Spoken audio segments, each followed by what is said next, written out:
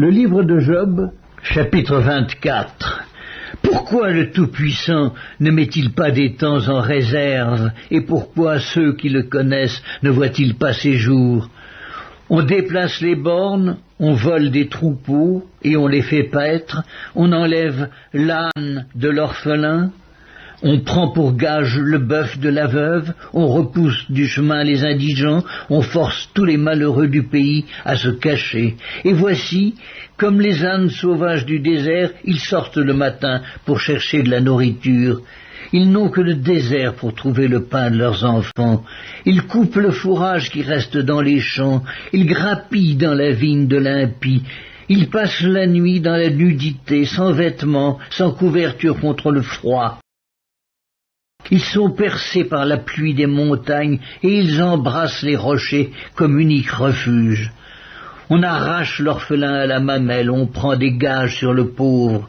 Ils vont tout nus, sans vêtements, ils sont affamés et ils portent les gerbes. Dans les enclos de l'impie, ils font de l'huile, ils foulent le pressoir et ils ont soif.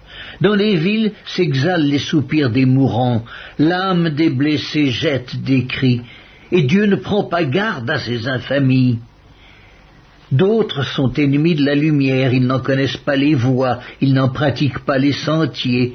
L'assassin se lève au point du jour, tue le pauvre et l'indigent, et il dérobe pendant la nuit. L'œil de l'adultère épie le crépuscule. Personne ne me verra, dit-il, et il met un voile sur sa figure. La nuit, ils forcent les maisons, le jour ils se tiennent enfermés. Ils ne connaissent pas la lumière. Pour eux, le matin, c'est l'ombre de la mort, ils en éprouvent toutes les terreurs. Et quoi? L'impie est d'un poids léger sur la face des eaux, il n'a sur la terre qu'une part maudite, il ne prend jamais le chemin des vignes. Comme la sécheresse et la chaleur absorbent les eaux de la neige, ainsi le séjour des morts engloutit ceux qui pêchent. Quoi? Le sein maternel l'oublie, les vers en font leur délice, on ne se souvient plus de lui. L'impie est brisé comme un arbre.